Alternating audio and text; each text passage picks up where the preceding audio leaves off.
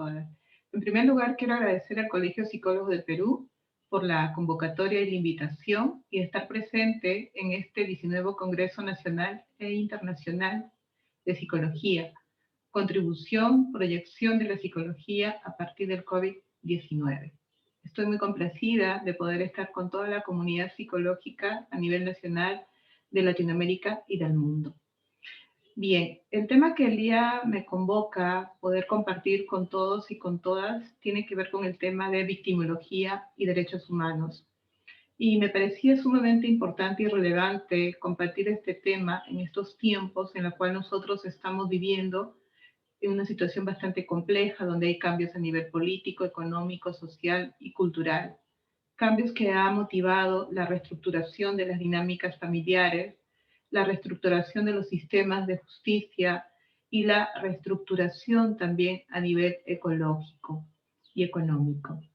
En este sentido, ¿no? Yo lo que voy a plantear en estos momentos es un poco compartir qué podemos entender de la victimología, cómo así se entiende el estudio de la víctima, de qué perspectiva, y cómo lo podemos relacionar con los derechos humanos y también con la salud mental.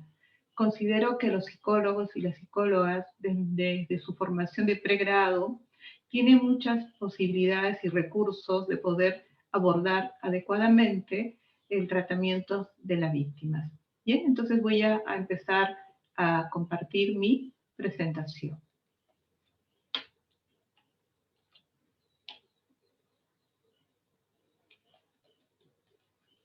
Bien, ¿se me escucha bien? ¿Sí? Sí, doctora. Muy amable, gracias. Bien, quería empezar mi presentación con esta frase de Carlos Monsiváis, que significa: la víctima hereda la brutalidad del victimario. Para poder un poco contextualizar mi presentación, porque necesariamente para hablar de victimología o de víctimas tenemos que ir un poco contextualizando cuándo es que las personas, tanto hombres como mujeres, niños y niñas, adolescentes, personas adultas mayores, se convierten en víctimas. Pero antes de ello, es importante también precisar que los estudios de la victimología nacen también desde los estudios de la criminología. Pero para ello también es importante señalar que tenemos un documento muy, digamos, relevante, que es el Manual de Psicología Jurídica, y yo lo traje un poco para ir compartiendo a partir de qué año se va ya estudiando a las personas que están comprometidas en un proceso jurídico. Y estamos hablando, ¿no?, del año 1932 de Mira y López.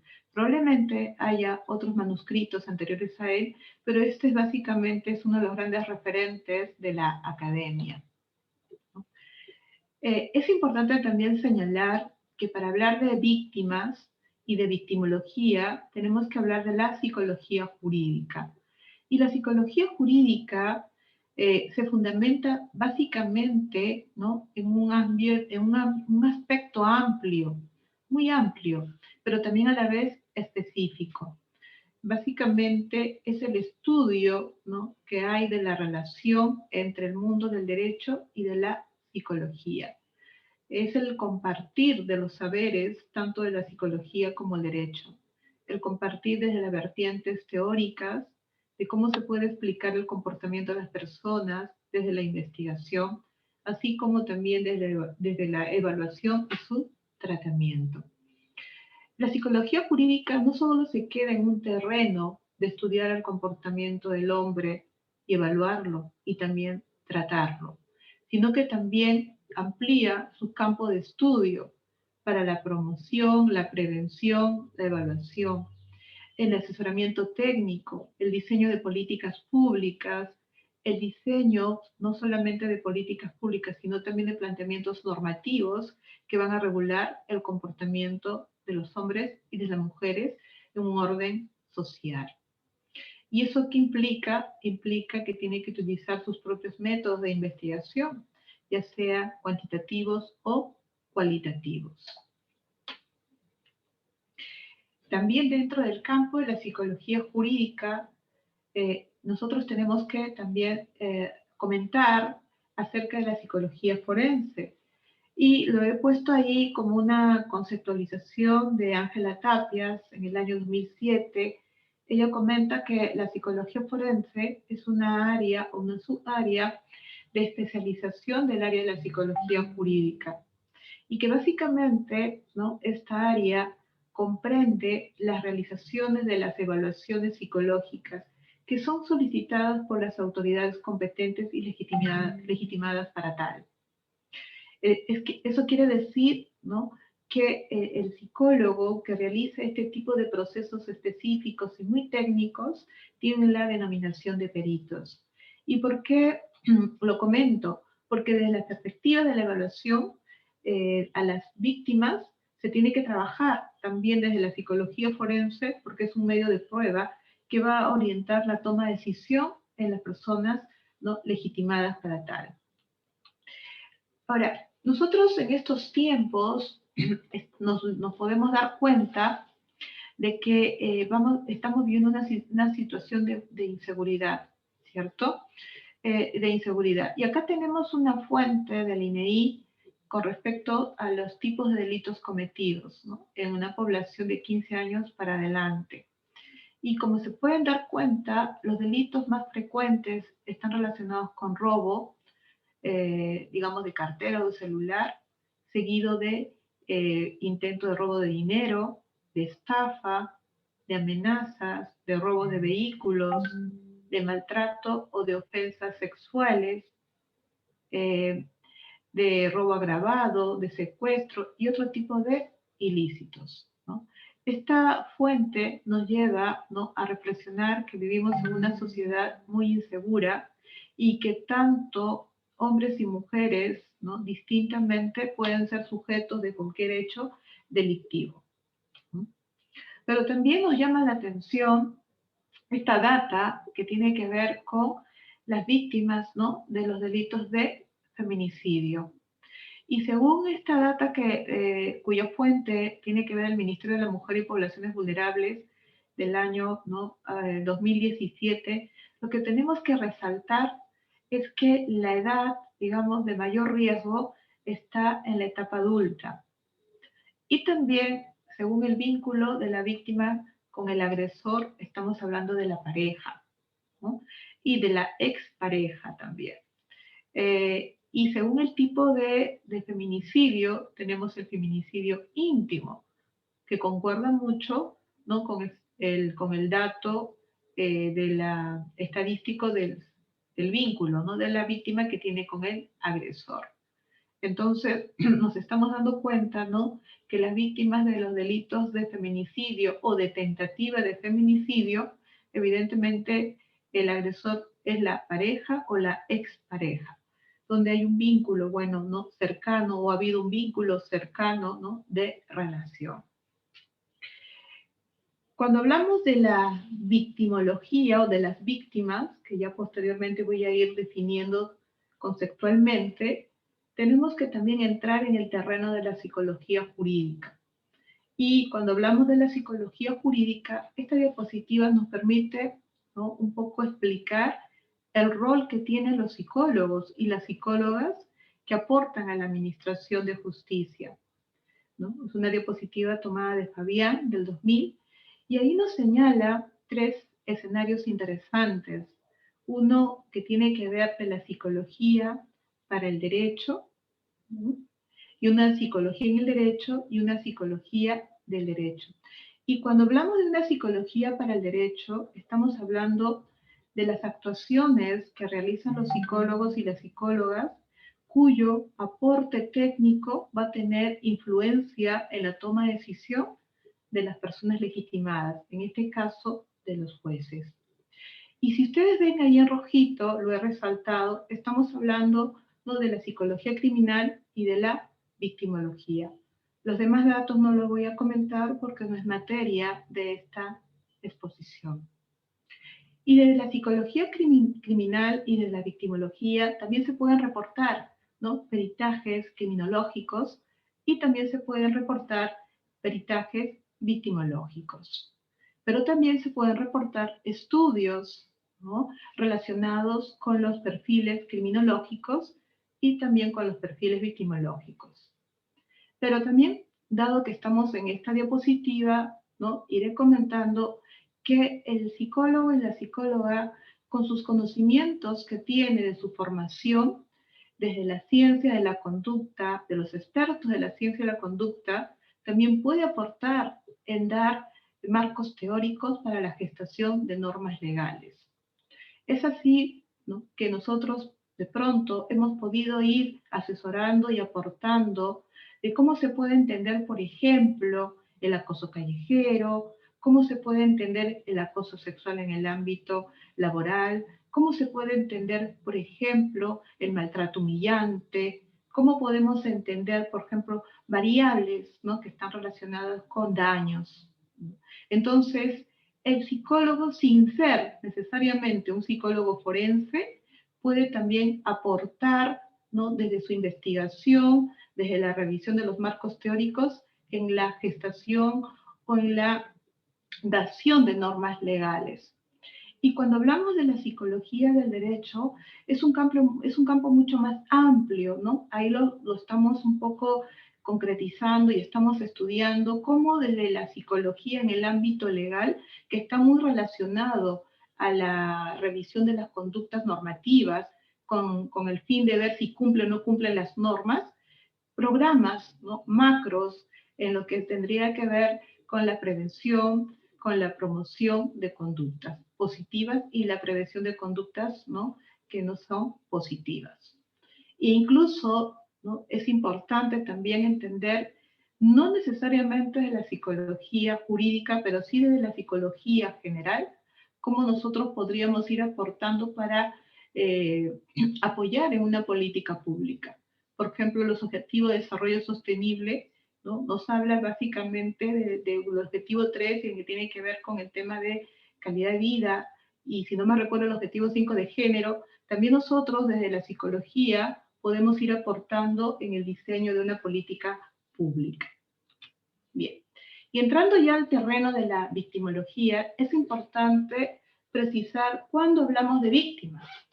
Entonces, es la persona que padece, sufre la violencia a través del comportamiento de una persona.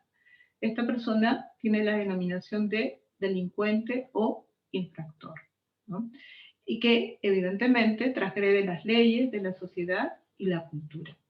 Al respecto, las Naciones Unidas, en el año 1985, también define lo que es la víctima y nos dice que las víctimas son las personas que individualmente o de una manera colectiva hayan sufrido daños, ¿no?, inclusive lesiones físicas o mentales, haya sufrido, ¿no?, un menoscabo también en el aspecto emocional, una pérdida financiera, ¿no?, y sustancial también de sus derechos fundamentales, como consecuencia de acciones u omisión que violen la legislación penal vigente en los Estados miembros de las Naciones Unidas. Bien, entonces aquí podemos rescatar, ¿no?, dos aspectos relevantes. Uno, la denominación de víctimas, que no solamente hablamos de una víctima individual, sino que también hablamos de unas víctimas colectivas. Y otro elemento importante tiene que ver con la incorporación del término de daños. Y este término de daños nos lleva un poco a replantear que no solamente es un daño emocional o mental, sino también es un daño patrimonial. Y en ese sentido hay que trabajar todo lo que es la parte, ¿no?, restitutiva o la parte de la reparación. Bien. Otro concepto básico que tenemos que entender, dado que ya sabemos lo que es la víctima y lo que también nos plantea las Naciones Unidas al respecto, es el término de victimología. Y en principio, ¿no?, la victimología es una ciencia que se ocupa del estudio de la víctima y de su victimidad, ¿no? Son los primeros, digamos, conocimientos que nos da Mendelssohn, que es el que comienza a estudiar y a darle esta denominación a las personas que sufren o han sido afectadas en sus derechos. Se dice que también la victimología es la ciencia que estudia el sujeto pasivo del delito, el que recibe la infracción, el que recibe el daño, a quien se le ha afectado sus derechos fundamentales. ¿A quién se le ha afectado su bien jurídico tutelado? ¿Mm? Y también podemos señalar que la victimología es la disciplina científica que estudia a la víctima y estudia sus características, ¿cierto? Por eso podemos tener, y más adelante comentaremos, un enfoque interesante, porque no podemos estudiar a las víctimas de una manera general, sino cada víctima tiene sus propias características y sus propias especificidades. Bien. Hablar de víctima y hablar de victimología, necesariamente tenemos que hablar de la victimización, ¿no?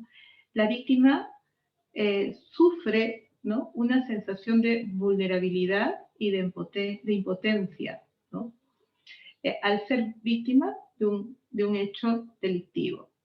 Y este daño le va a ocasionar a la víctima una pérdida de la capacidad de disfrute. La persona ya no va a estar, ¿no?, digamos, a nivel de sus procesos cognitivos, sus procesos afectivos, sus procesos del comportamiento, en la misma dimensión que estaba antes de ser víctima. Entonces hay una pérdida, ¿no?, de la capacidad de disfrute, aún habiendo algún proceso de restauración patrimonial y aún habiendo un proceso, ¿no?, de reparación psicológica que tiene su tiempo, la víctima, ¿no?, va a sentir esa sensación de inseguridad, esa sensación de estar en un estado de hipervigilancia. La palabra capacidad es un término muy amplio. Cuando nosotros, por ejemplo, nos dicen qué tipo de capacidad tienen las personas, una capacidad jurídica y una capacidad de goce, ¿no? La capacidad jurídica la tiene la persona que tiene mayor de 18 años, pero la capacidad de goce es esa capacidad de disfrute, de desarrollo, de motivación, de autoestima, de autopercepción, de identidad. Y tenemos también, ¿no?, otro tipo de daño a la víctima, que es el requebrajamiento total de sus fortalezas psíquicas. Si bien es cierto, algunas víctimas, indistintamente de ser hombres o mujeres, de ser niños o niñas, de ser adolescentes, ¿no?, tienen sus propios procesos de afrontamiento, quizás algunos más desarrollados que otros. No obstante, aquel que tiene mínimamente esas posibilidades de afrontar la vida, las crisis, las situaciones inesperadas, este tipo de hechos violentos que pueda ser víctima, ¿no?, se van a ir debilitando, se van a ir deteriorando.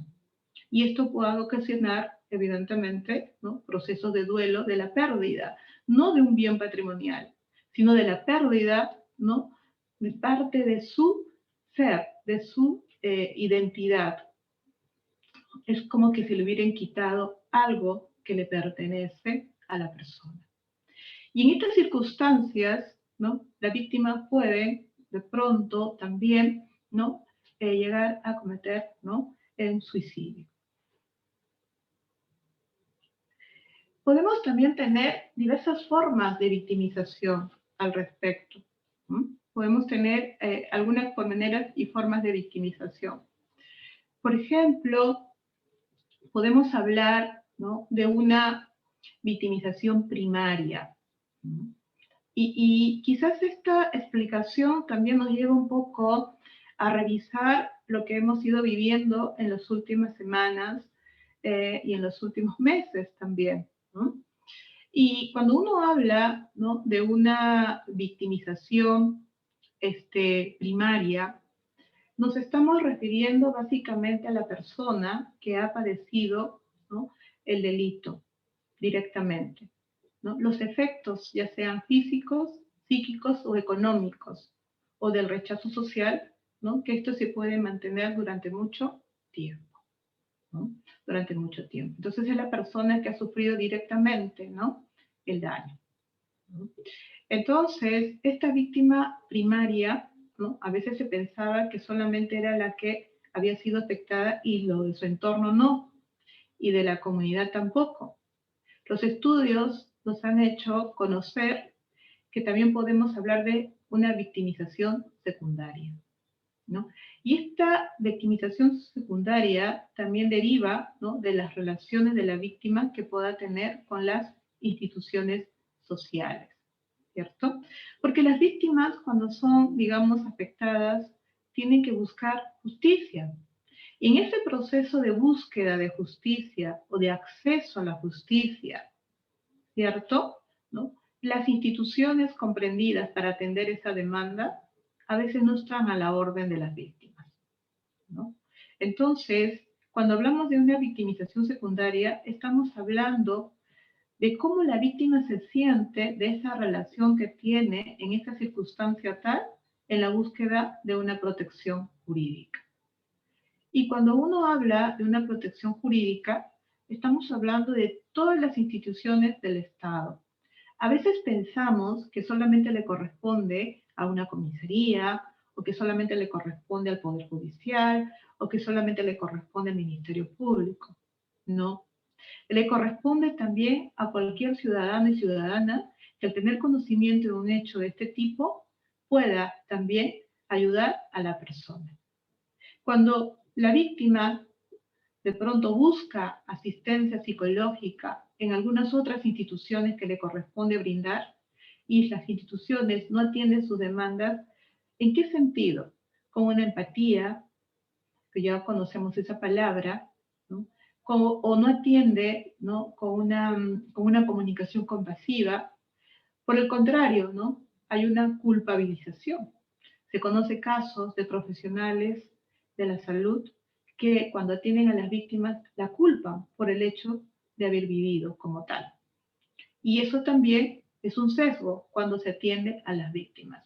No solamente desde el punto de vista del tratamiento, sino también desde el punto de vista de la evaluación.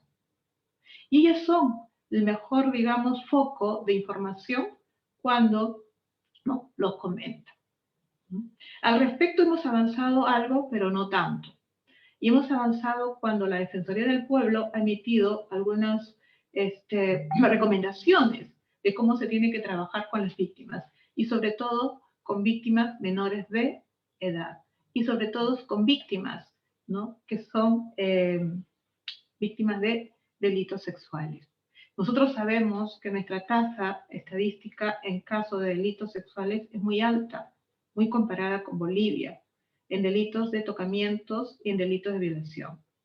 No tenemos que resaltar como algo que nos podamos enorgullecer, por el contrario, es algo que nos lleva a la reflexión, y es algo que uno tendría que ir mirando que estamos trabajando por la prevención. En mi formación de pregrado como psicóloga, mis profesores me dijeron en algún momento, la psicología está diseñada, está dada para que nosotros podamos hacer muchos ejercicios en la prevención.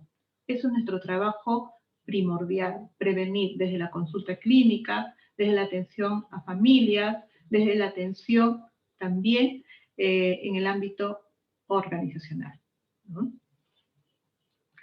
Y también me parece, ¿no?,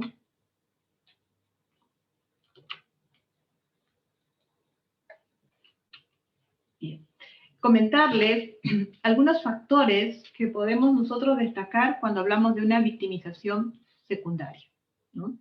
Y por ejemplo, podemos hablar que a veces se da una gran prioridad, ¿no?, sobre buscar la realidad objetiva del delito, ¿no? O sea, hay un interés bastante importante, ¿no?, de buscar esta realidad, y nos olvidamos de las víctimas. Y cuando digo eso es porque en este proceso de la búsqueda de la realidad objetiva del suceso delictivo, si no tomamos en cuenta a la víctima de cómo se encuentra emocionalmente, cuáles son las condiciones psicológicas en la cual se encuentra, si está en condiciones de declarar, si está en condiciones de realizar un proceso de evaluación, si esta víctima con anterioridad ha podido verbalizar lo que le ha sucedido. Entonces, si no nos damos cuenta de estas circunstancias, entonces evidentemente no estamos trabajando esa palabra clave que es la parte restaurativa. Desde la psicología podemos aportar mucho lo que ahora estamos trabajando, lo que es la justicia terapéutica, ¿no? Son los aportes de la psicología al derecho, que ahora es cada vez mucho más abundante. Otro aspecto, ¿no?, que no se toma en cuenta es la falta de información. Las víctimas tienen que tener información acerca de su proceso, en qué consiste su proceso, en qué etapa está su proceso. Y un lenguaje claro, evitar los tecnicismos. Es como cuando uno, ¿no?, va a la consulta y uno le explica en qué consiste el proceso de intervención psicológico. Y así como tiene que ver con el derecho del paciente, también las víctimas tienen su catálogo de los derechos de las víctimas. Y uno de estos tiene que ver con la información, ¿no? Porque eso va a generar también minimizar, ¿no?, o disminuir, ¿cierto?, su ansiedad, ¿no? Otro aspecto que siempre cuidamos, ¿no?, tiene que ver con la falta del entorno de la intimidad y de la protección a las víctimas. Cuando nosotros trabajamos con víctimas de trata, por ejemplo, ¿no?, que es un caso bastante complejo y donde hay mucho trauma en el respecto de las víctimas, y cuando hablamos de víctimas de trata, a veces uno piensa que solamente hablamos de mujeres, no necesariamente es así. También hablamos de hombres, y hablamos de niños también, y de adolescentes hombres también. En estos casos, por ejemplo, ¿no?, la protección es sumamente importante. Yo felicito a mis colegas que trabajan en la Unidad de Asistencia a Víctimas del Ministerio Público, que ellas están muy capacitadas, ellas y ellos, ¿no?, con las debilidades que puedan tener a nivel institucional, pero en el hecho del acompañamiento a las víctimas. Todo lo que tienen que aprender a entrevistar, a comunicarse, a la lectura del lenguaje no verbal, a la observación, ¿no?, a una entrevista cognitiva. Todo lo que hemos ido aprendiendo en nuestra formación se aplica cuando uno trabaja con las víctimas. Otro elemento importante es la parte de la lentitud. ¿Cuántas veces, ¿no?, nos hemos comentado, ¿no?, que el sistema judicial no es nada terapéutico en la medida que el proceso legal es muy amplio, ¿no? Y eso lo sabemos también, ¿no? No ayuda a la recuperación ni a que la víctima, ¿no?, se reacomode socialmente. ¿Por qué? Porque tiene que ir a su proceso, tiene que estar conectado con el sistema de justicia. Por más que pueda tener un abogado, la víctima quiere saber en qué estado está su proceso, porque no ha tenido todavía un fin. Y el fin del proceso tiene que ver con una sentencia, ¿no?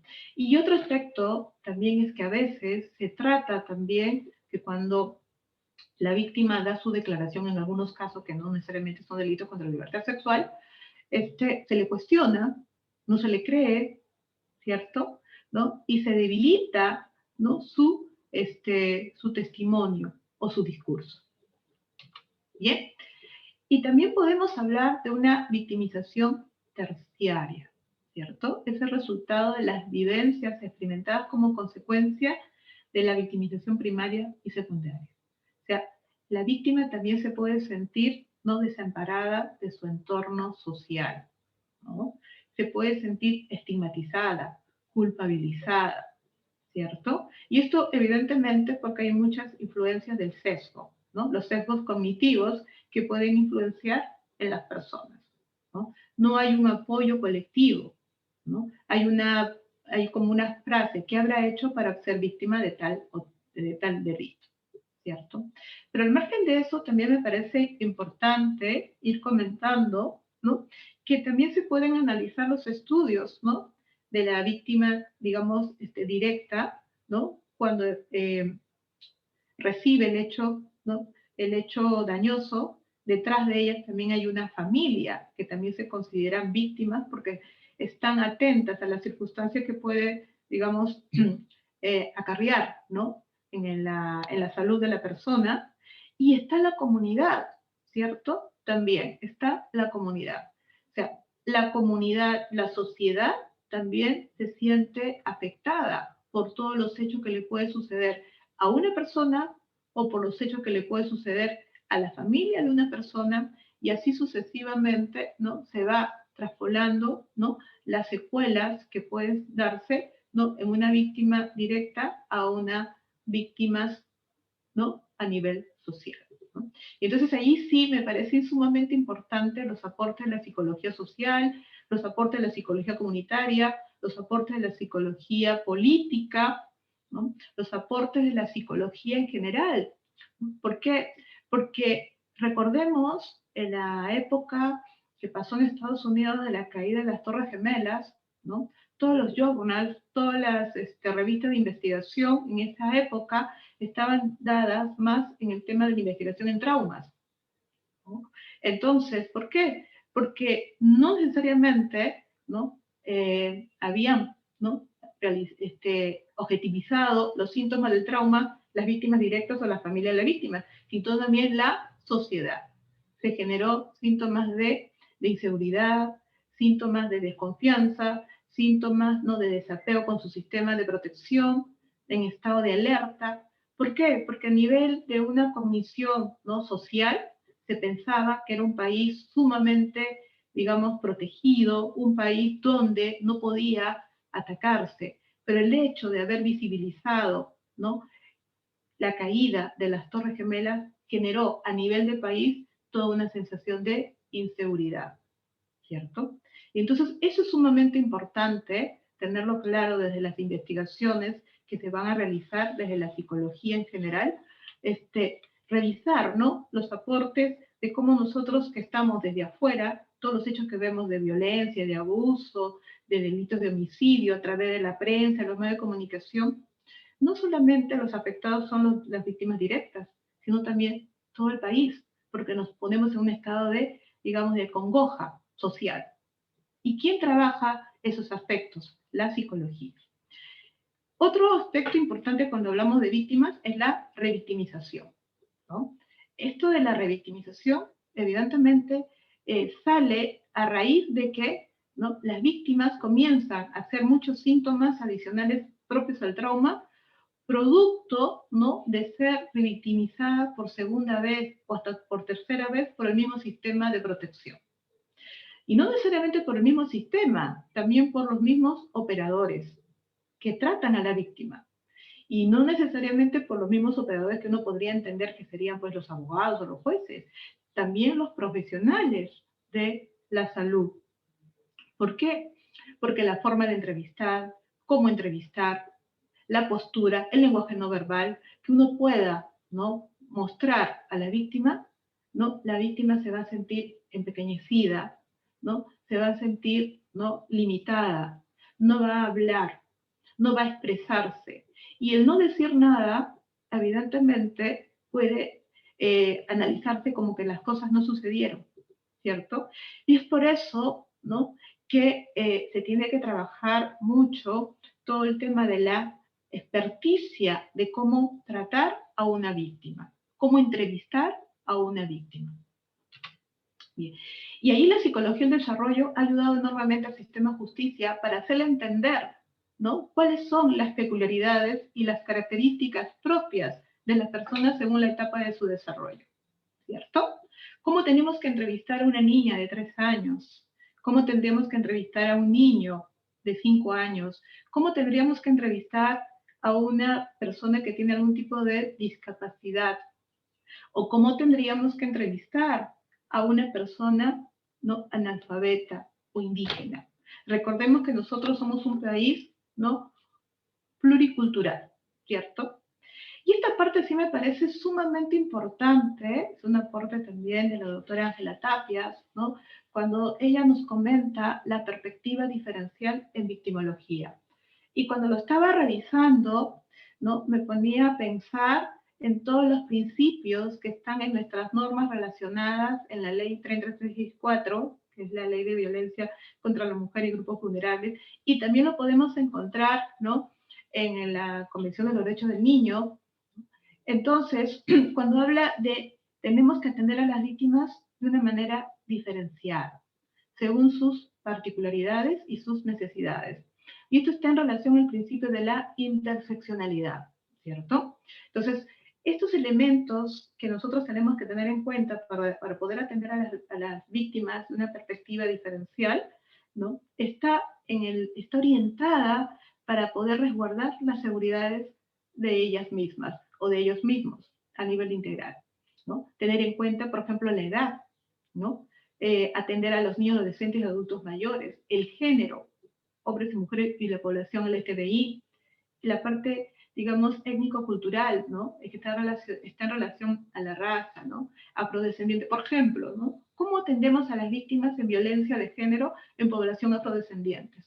Cuando uno comienza a revisar las investigaciones de cómo se desarrollan los procesos de violencia de género en población afrodescendiente, cuáles son las condiciones o las distorsiones cognitivas que tiene la sociedad con respecto a las mujeres afrodescendientes, cuál es la estructuración que tienen las mujeres afrodescendientes con respecto a los hechos violentos, cuál es la tratativa a nivel de la cognición social con respecto a las mujeres afrodescendientes. Entonces, todos estos procesos nos ayudan a entender, ¿no?, una perspectiva diferencial de atención a las víctimas. Y el otro componente que tiene que ver con es el tema de la discapacidad, ¿no? Entonces, ¿cómo poder atender a las víctimas con una discapacidad física, cognitiva o sensorial? Bien. Al respecto, voy a ir comentando un poco los procesos psicosociales de la victimización criminal. Cuando uno habla de víctimas, de hecho, que tenemos que hablar, ¿no?, del agresor, ¿cierto? En este caso no voy a hablar del agresor, ni voy a hablar de la persona que cometió el delito, no, vamos a hablar y estamos focalizados en el tema de víctimas. Y entonces allí ha habido varios modelos interesantes, no he traído todos, algunos que me parece bastante interesantes de comentárselos, de compartirlos, y tiene que ver con el modelo transaccional de las víctimas, ¿no?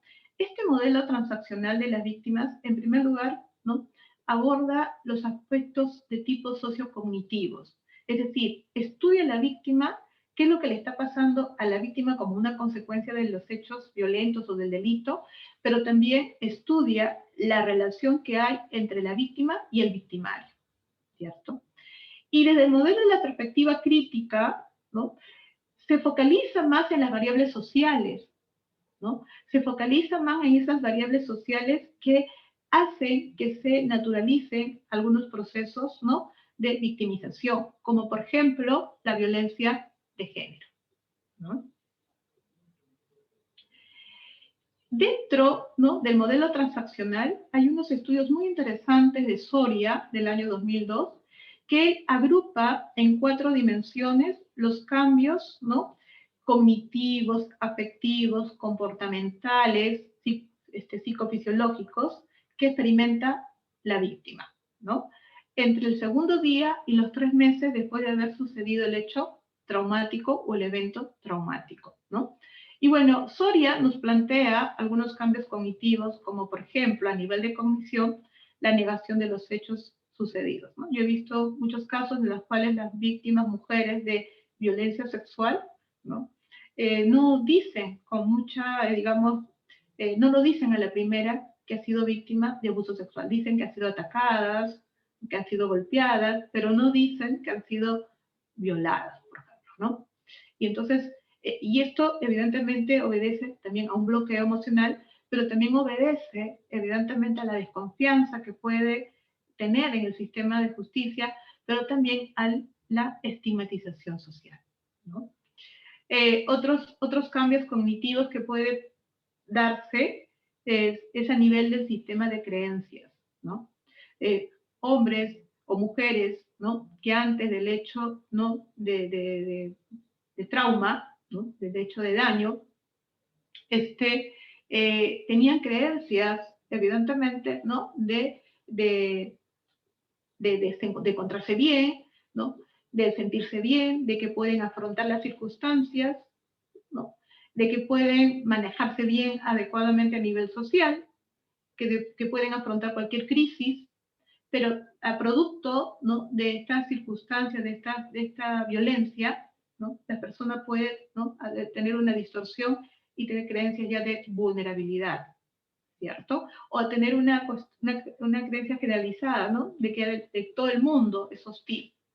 Y eso origina un cambio también en su personalidad, ¿no? Entonces, por ejemplo, hemos visto casos de mujeres que han sido víctimas también de hechos, ¿no?, violentos, ¿no?, y están en un estado de alerta, ¿no?, en un estado de paranoia, evidentemente, ¿no? Y eso también es lo que pasa cuando nosotros tenemos, a veces hemos visto una cadena de noticias donde se ven delitos de abusos sexuales a niñas y niños, ¿no?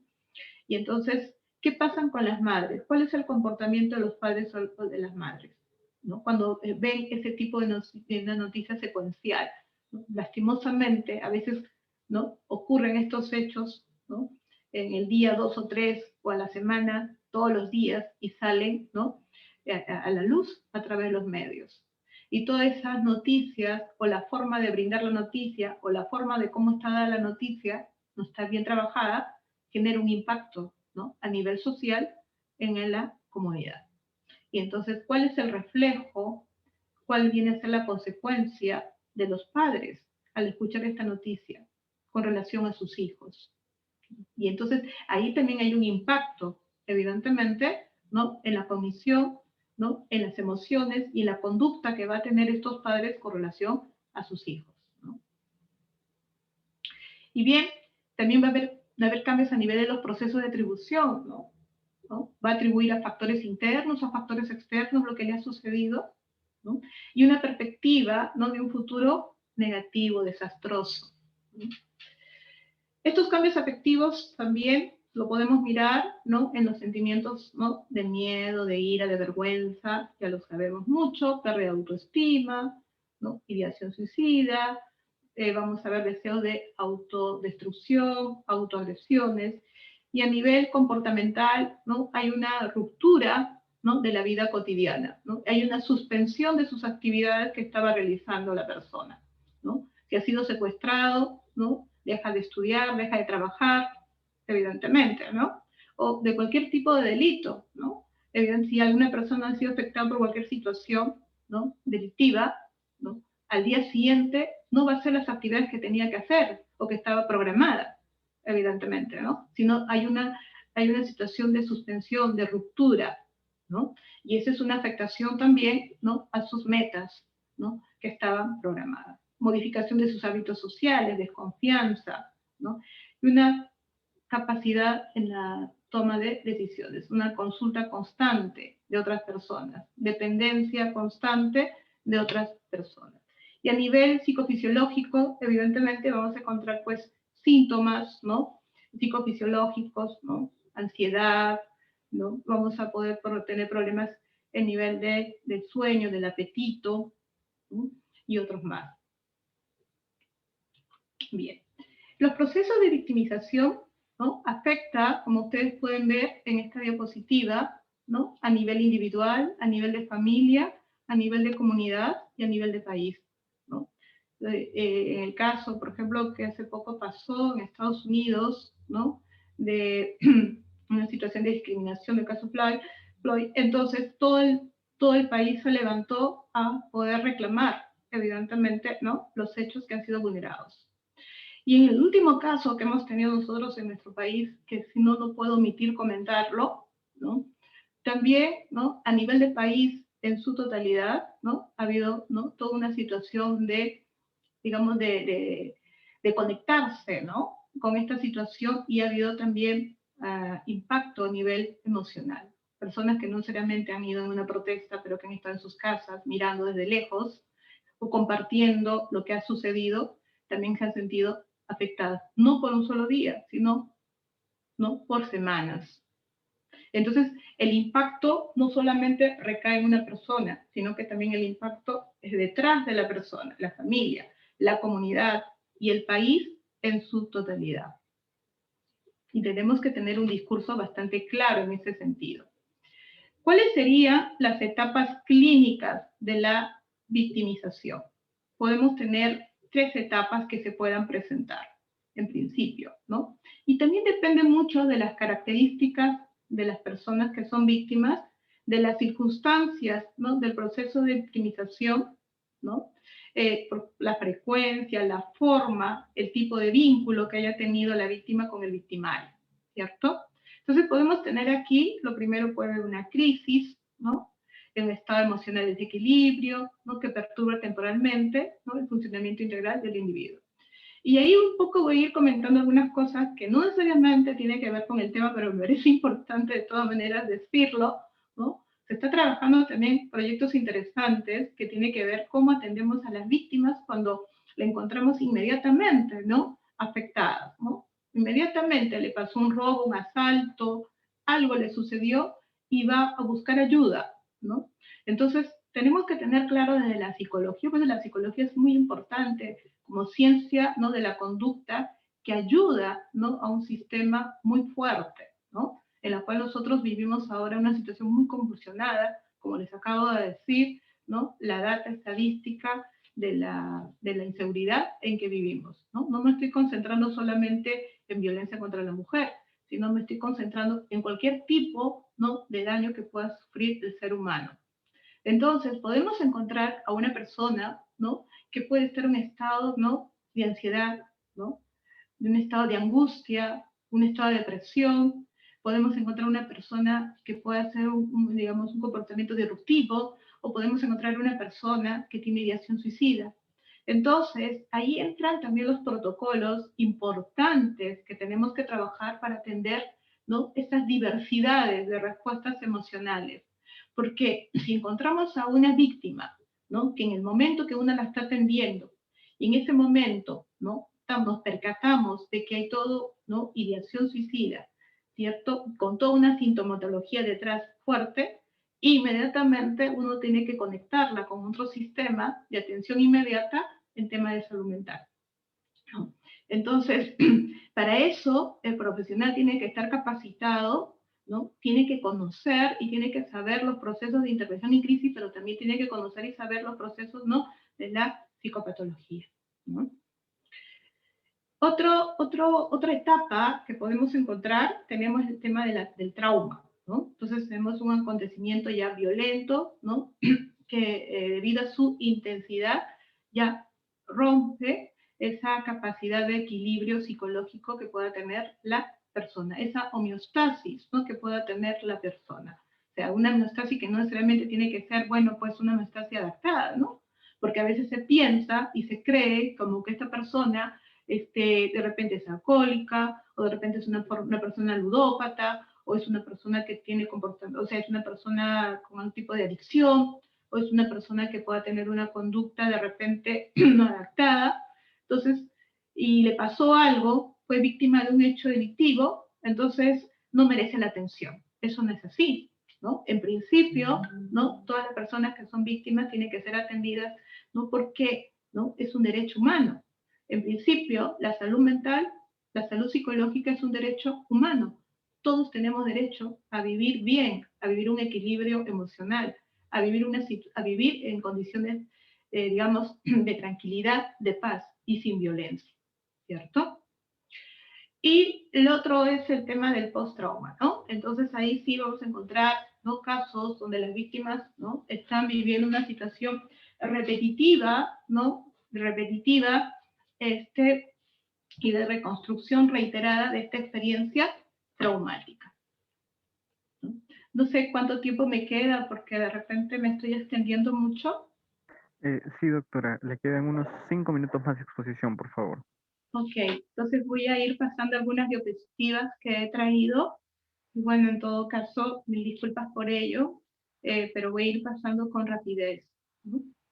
Bien, entonces, cuando hablábamos de las crisis, podemos tener varios tipos de crisis, ¿no? Para este caso, estamos hablando de las crisis causadas por el hombre, ¿no? Y ahí están los delitos, ¿no? Estas, estas crisis, ¿no? También tienen sus etapas, ¿no? De llanto, de negación, de intrusión, ¿no? De la penetración de ideas, ¿no? Recurrentes y de la consumación. Bien. Y cuando hablamos de las características del trauma, estamos hablando de las víctimas una sensación de desamparo, hay una falta de capacidad de dominio, ¿no? Hay debilidad en los mecanismos de defensa, tiene una sensación de desprotección, de inseguridad, ¿no? Hay toda una desintegración emocional y evidentemente, ¿no? Un dolor, ¿no? Un dolor emocional muy intenso. Bien. Y en el proceso del post-trauma, evidentemente, ¿no? La víctima está en esa intención de una adaptación al medio ambiente, pero con toda esta sintomatología, ¿no? Recurrente, esa rumiación se le hace bastante complejo y difícil, ¿no? Entonces va a tener dificultades para la toma de decisiones y la integración en los diversos subsistemas donde la persona se relaciona, ¿no? Porque la persona tiene que seguir haciendo su vida, ¿no? Tiene que trabajar, tiene que seguir estudiando, tiene que seguir cumpliendo sus roles al interior donde está, ¿cierto? Y entonces todo ello se ve, ¿no?, alterado. Bueno, simplemente a manera de casos, yo quería acá comentar algunos, ¿no? Por ejemplo, cómo responden las víctimas de familiares que son asesinados, por ejemplo, ¿no? Entonces, es distinto, ¿no?, a víctimas, digamos, perdón, a familias cuyas víctimas han sido dañadas, ¿no?, de otra manera, ¿no? Como por ejemplo un robo, ¿no? Pero acá estamos hablando, ¿no?, de familiares, ¿no? O sea, de víctimas asesinadas, ¿no? Entonces, aquí, por ejemplo, es interesante un poco analizar el duelo, ¿no? Hay una elaboración de un duelo traumático. Me interesaría un poco ir comentando quizás más la otra parte, ¿no? Cuando hablamos, por ejemplo, la edad de la víctima, cómo murió la víctima, ¿no? Todos estos aspectos influyen mucho también en el duelo, ¿no? Si la familia sabe, ¿no?, digamos, cómo murió, en qué circunstancias murió, ¿no?, influye mucho en el duelo. Y si no aparece el cuerpo, influye mucho en el duelo, ¿no? Por ejemplo, es el caso Jimenita, que nosotros hemos tenido lastimosamente ese caso que nos movió mucho, ¿no?, como país, y acá tenemos un testimonio, ¿no?, de uno de los familiares, ¿no?, que dice: nos da algo de calma a mí y a mi familia esta condena, pero no puedo aceptar que con nuestros impuestos se le mantenga de por vida a estas personas. Prefiero 1000 veces usar ese dinero en los niños más necesitados, ¿no? Entonces, con este discurso, ¿no?, nos vamos a ir dando cuenta, evidentemente, que estos procesos elaborativos del duelo todavía no están, ¿cierto?, terminados, ¿no? Y otros tipos de víctimas sin voz, ¿no? Estas víctimas sin voz, estamos hablando básicamente de la violencia obstétrica, ¿no? Es el trato deshumanizador, ¿no?, que se le da a las mujeres gestantes, a las mujeres que van a dar a luz, ¿no? Y al respecto, bueno, tenemos ese tipo de violencia, ¿no? Que le he podido, ¿no?, traerles del Ministerio de la Mujer y Poblaciones Vulnerables, ahí está esta infografía, ¿no? Insultos, gritos, maltratos, la mala atención, intervenciones no autorizadas, ¿no? Y cesáreas forzadas, ¿no? ¿Qué es importante trabajar con las víctimas? La educación, la prevención y la asistencia. A veces nos quedamos solamente en la asistencia, pero no nos quedamos en la parte preventiva y en la parte educativa, ¿no?, o la psicoeducación. Entonces es importante, ¿no?, educar, ¿no?, a las personas frente a qué significó este proceso, ¿no?, enseñarles este proceso, cómo se llevó a cabo, ¿no? Evidentemente estamos hablando, ¿no?, por ejemplo, en casos de secuestro, ¿no? Entonces, ¿por qué te secuestraron? ¿En qué condiciones te secuestraron?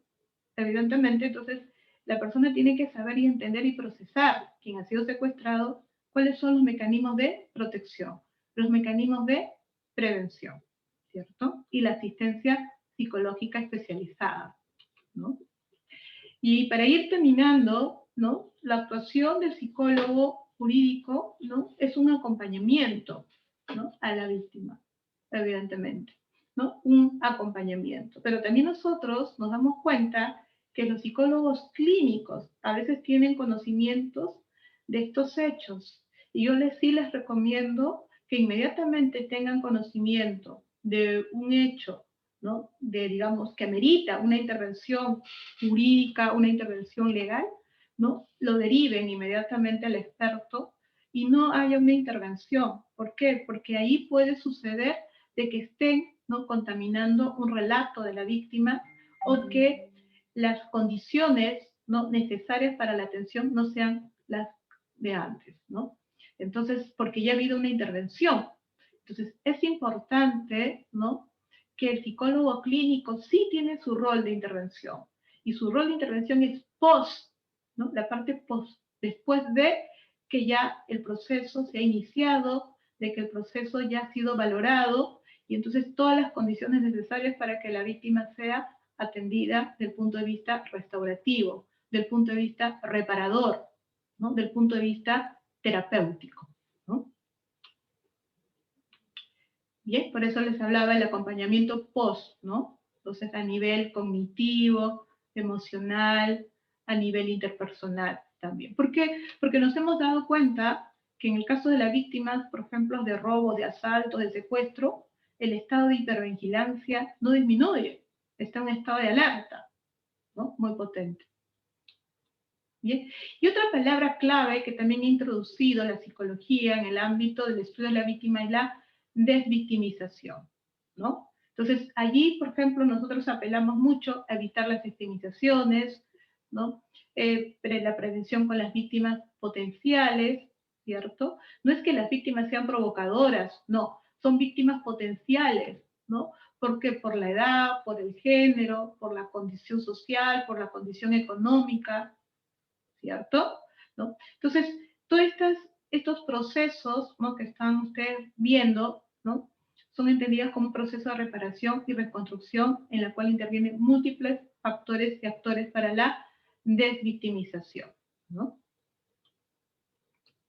Bien, entonces quisiera ir un poco terminando, ¿no?, que la psicología jurídica, ¿no?, desde el estudio de las víctimas, humaniza el proceso judicial, ¿no?, colabora y ayuda a los procesos, ¿no?, digamos, de desvictimización también, desarrolla programas de intervención, ¿no?, para las víctimas, y también, ¿no?, aporta en los perfiles victimológicos, y eso ayuda mucho, ¿no?, al estudio, ¿no?, de la criminología también.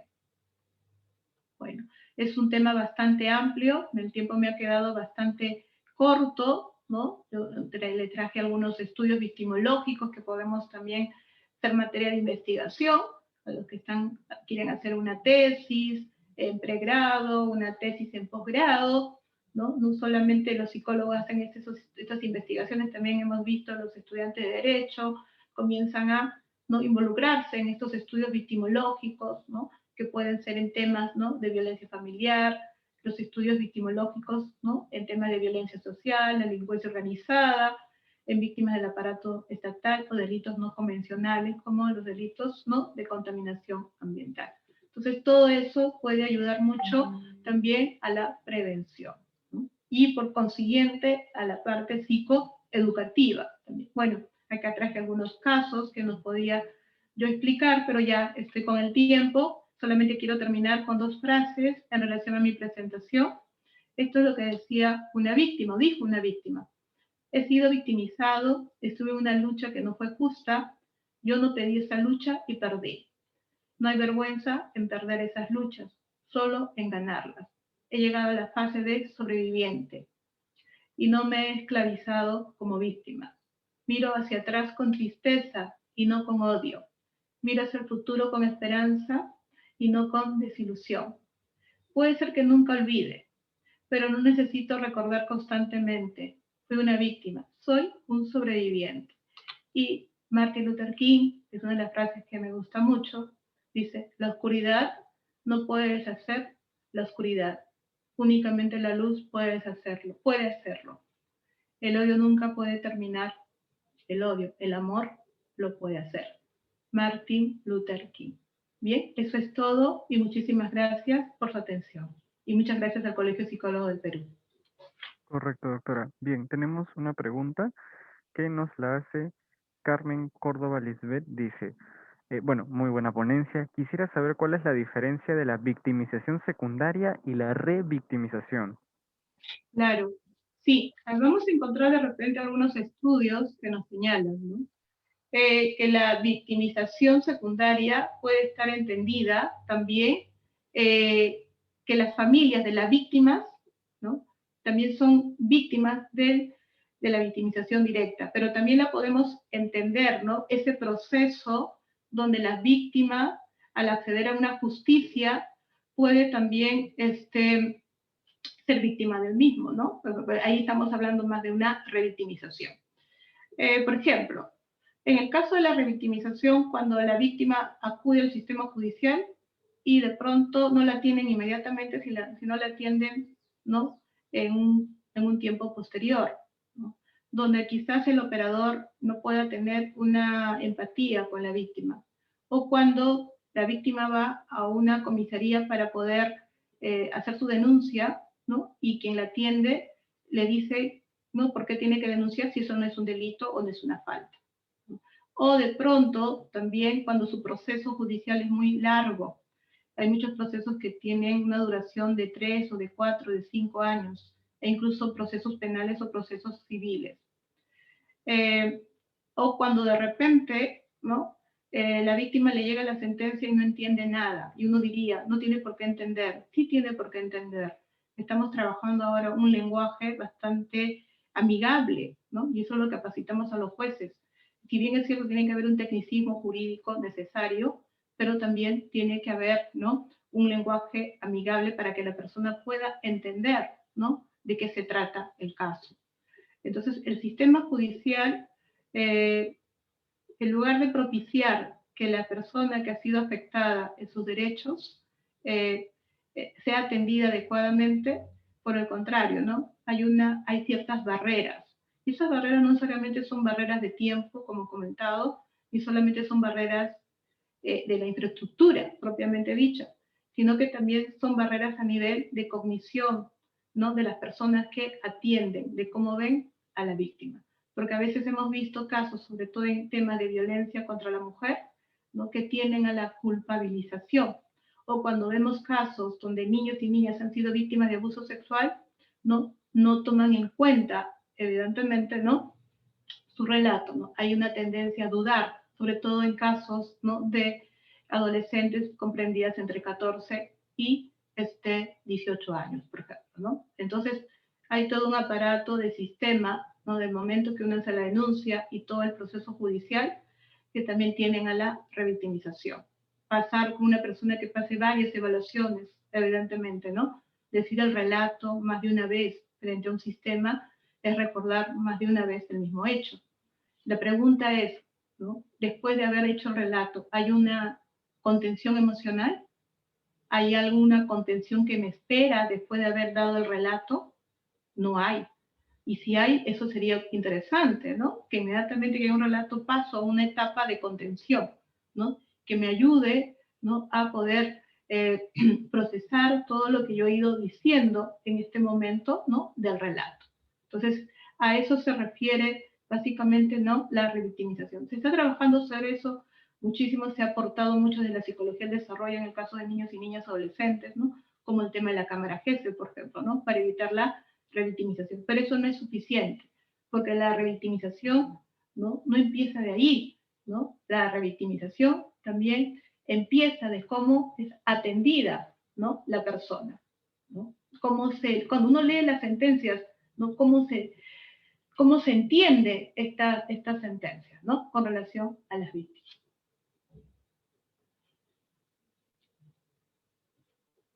Puede comenzar su exposición.